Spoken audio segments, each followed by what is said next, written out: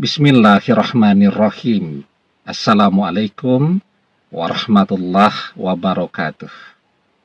Bapak-bapak, ibu-ibu, mas-mas, mbak-mbak, khususnya adik-adikku sekalian yang dirahmati Allah dimanapun Anda berada. Kembali di IIP Channel bersama saya, IIP Wijayanto. Kali ini kita akan membahas tema 3 hal yang mantan lakukan jika ia diam-diam masih cinta kepadamu. Jadi misal nih ada kisah suami istri ya, berpisah, bercerai, karena suaminya selingkuh. Ya, jadi suami istri muda ya, yang masih baru menikah lah. 3 tahun menikah, dapat anak 1 ya.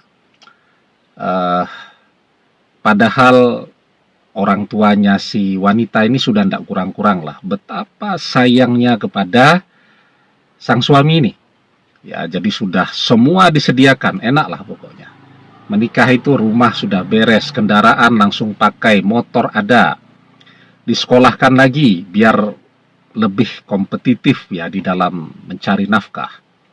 Tidak taunya ketika disekolahkan lagi, kasih uang bulanan dan seterusnya, ya. Handphone juga dibayarkan, pokoknya terima beres saja. Tahu-tahu selingkuh dengan teman kuliahnya, akhirnya bercerai. Yang menginginkan perceraian ya tentu orang tuanya, ibunya lah misal begitu ya.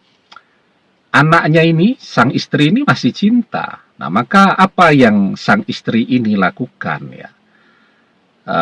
Ketika dia masih mencintai sang mantan suami ini tadi, dia melakukan begitu banyak hal ya sebagai upayanya sebenarnya untuk memberikan sinyal ya bahwa dia masih mencintai dan berharap agar sang suami ini berjuanglah untuk bisa mendapatkan dia kembali. Tapi ternyata sang suaminya lebih betah dengan selingkuhannya dan tidak memahami sinyal-sinyal itu ya.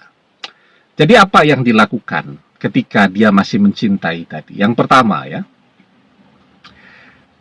dia akan terus memelihara atau merawat atau menjaga pertemanan, persahabatan dengan teman-teman, dengan sahabat-sahabat dari mantan suaminya ini.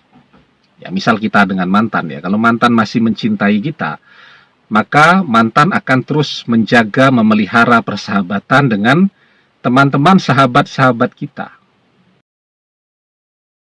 Memelihara persahabatan dengan teman atau sahabat kita tadi. Itu mantan akan terus bisa memantau kita.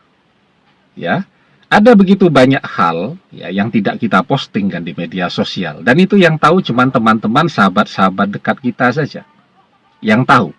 Nah, maka melalui teman sahabat kita tadi, dia bisa memantau terus perkembangan dalam kehidupan kita, apa yang kita lakukan, kita bersama siapa, siapa yang mendekati kita, kita sedang piknik kemana, dan seterusnya. Itu bisa dia ketahui melalui teman dan sahabat-sahabat kita. Maka ketika mantan masih mencintai, maka dia juga akan terus berteman dan bersahabat dengan teman-teman dan sahabat-sahabat kita. Jadi misal tadi ini ya, suami istri bercerai. Nah, suaminya ini kan punya ringnya sendiri ya, punya teman, punya sahabat, punya teman kuliahnya, istri temannya dulu, dan seterusnya. Nah, sang mantan istri ini terus tuh menjaga pertemanan, persahabatan dengan sahabat-sahabat, teman-teman dari mantan suaminya tadi. Tujuannya apa? Ya untuk memantau terus. Suaminya ini mantan suaminya ini lagi ngapain nih sekarang? Lagi dekat dengan siapa nih? Lagi jalan-jalan kemana nih? Nah, itu bisa dia ketahui melalui teman-teman dan sahabat-sahabat mantan suaminya tadi ya. Kemudian yang kedua ya, dia akan selalu mencari cara atau mencari alasan untuk bisa bicara ya, berkomunikasi. Misal telepon atau chatting WhatsApp ya. Mungkin awal-awal ketika masih emosi dia blokir. Nanti dia buka ya. Nah, jadi Selalu begitu tuh kalau orang masih cinta tuh, buka tutup, blokir tuh. Dan dia selalu mencari alasan untuk bisa bicara, ya. Misal kalau mantannya ini dokter nih, misal ya, lagi pendidikan gitu kan, atau apalah ya, ada temannya keseleo nih, keseleo kan mudah lah ya, kita browsing juga informasi tentang keseleo banyak lah. Uh, dan misal istrinya ini dokter juga nih, ilmunya dia juga tahu, nah, tapi dia mencari alasan ya untuk bertanya, bagaimana kalau ada teman keseleo, apa yang harus dilakukan. Itu misal kalau profesinya dokter ya. Misal kalau profesinya teknisi ya, misal kuliahnya dulu teknik mesin nih, mesin kendaraan. Sama-sama kuliahnya teknik mesin.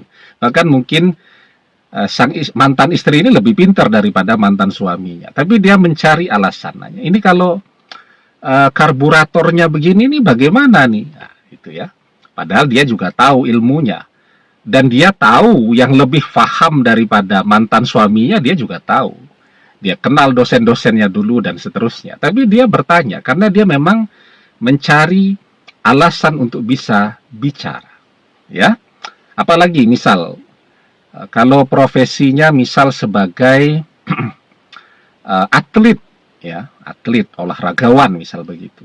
Maka dia akan bertanya tuh, ini paling enak kalau dalam keadaan kompetisi lagi libur minum vitaminnya apa ya? Padahal dia atlet juga, ilmunya dia punya. Bahkan seharusnya dia bertanya kepada dokter atletnya, ya.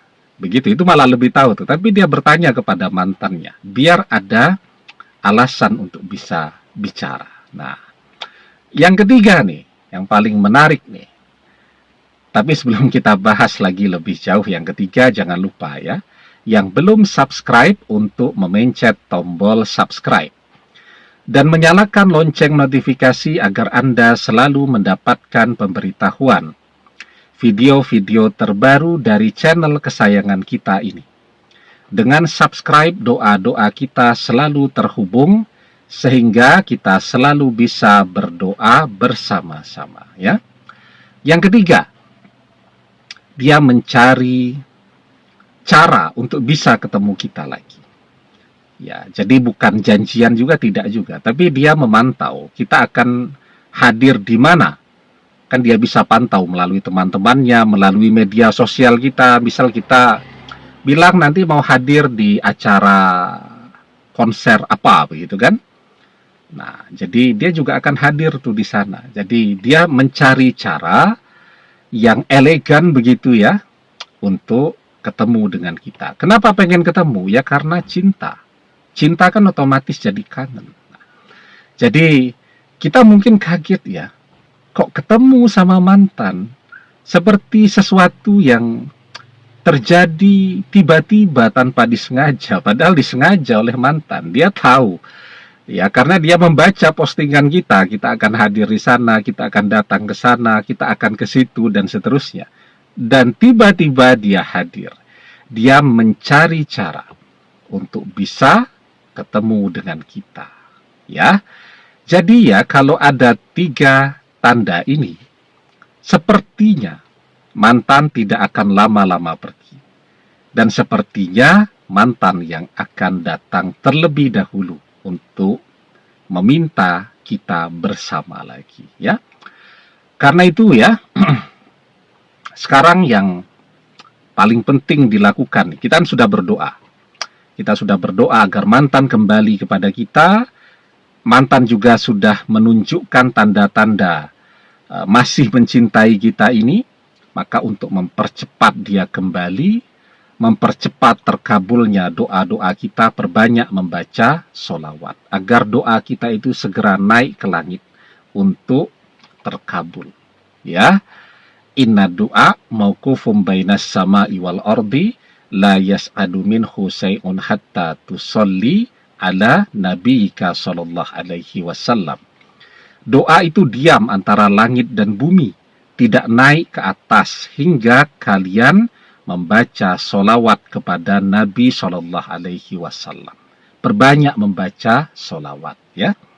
Demikian, semoga bermanfaat. Wallahu a'lam bissawab, billahi taufik wal hidayah. Assalamualaikum warahmatullahi wabarakatuh.